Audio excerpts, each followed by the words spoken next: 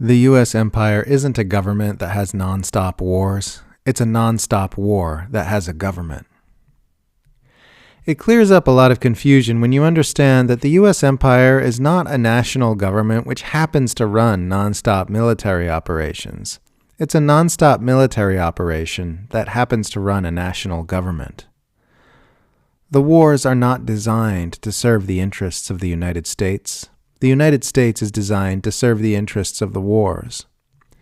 The U.S. as a country is just a source of funding, personnel, resources, and diplomatic cover for a nonstop campaign to dominate the planet with mass military violence and the threat thereof.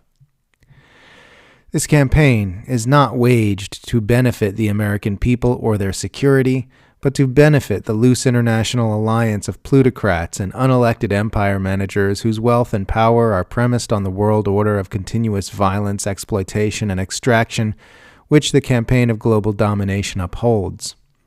This campaign of global domination and its manifestations as a whole may be referred to as the U.S. empire, which has very little in common with the U.S. as an individual nation. Until you understand this, nothing the U.S. government or the U.S. war machine does will make sense. You won't understand why military operations are being waged which don't seem to benefit the American people in any way, and which, if anything, actually harm the national security interests of the United States.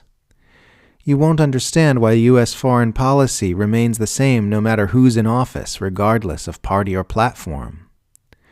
You won't understand why the U.S. and its allies do crazy things that otherwise make no sense for governments to do, like backing an increasingly unpopular genocide in Gaza, starting a Cold War with China, or tempting nuclear Armageddon with Russia. And the answer is that these aggressions are not happening because they benefit the U.S. as a nation, or even because they serve the political agendas of any elected officials.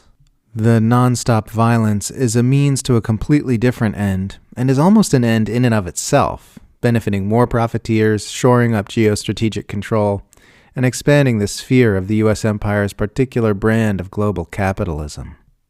There's the nonstop worldwide military operation, and then there's the theatrical set pieces of an official government slapped together in the foreground, which we're all meant to pretend has something to do with all the wars and militarism we are seeing. In reality, the war machine just does what it's going to do, while the official elected suits in Washington put on these performances where they argue about abortion and Donald Trump to make it look like the U.S. has a real government that's making real decisions. It was decided long ago that war is too important to be left to the will of the electorate. So now there's this fake, dummy political system that the American people are given to play with so they won't meddle with the gears of the imperial machine. The local inhabitants of the hub of the globe-spanning empire are kept too propagandized, entertained, distracted, busy, poor, and sick to have a truth-based relationship with what's being done in their name around the world. And if they do make some space in their life to become politically engaged, they are herded into a kayfabe two-party system where both factions support war, militarism, imperialism, plutocracy, and ecocidal capitalism, but put immense amounts of energy into empty culture warring over issues that nobody with any real power cares about. Trying to talk about this to people who are still plugged into the mainstream imperial worldview is like if Amazon had a children's cartoon show called Andy Amazon and Friends, and the public believed the cartoon show was Amazon. They didn't know anything about the sprawling, trillionaire megacorporation that's devouring the global economy. You'd try to talk about the gargantuan e-commerce company and they'd think you were trying to talk about the cartoon, and object that what you're saying doesn't line up with what they know about the show and its characters. Once you see the corporation behind the cartoon, once you see the empire behind the performative puppet show of official politics, you see it everywhere.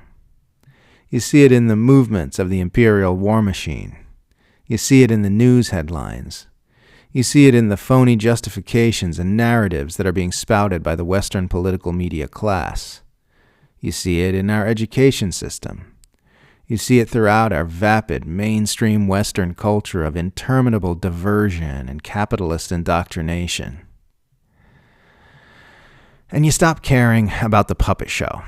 You stop caring about presidential elections, about Stormy Daniels and Donald Trump, about the culture war wedge issue of the day and the latest hot topic that everyone's saying you need to take a position on. It becomes as interesting to you as some YouTube video your kid has on in the background when you're busy dealing with a home emergency. And the behavior of the empire absolutely is an emergency. The escalations against Russia and China that these freaks are pushing have the world on a trajectory that's going to get us all killed. And the horrors they are inflicting in Gaza and elsewhere are creating a nightmare on Earth right here and now. The empire is only getting crazier and more violent as its planetary domination becomes more challenged. And until people can see it for what it really is, it's going to be very hard to build up the necessary public opposition against it to use the power of our numbers to force them to stop.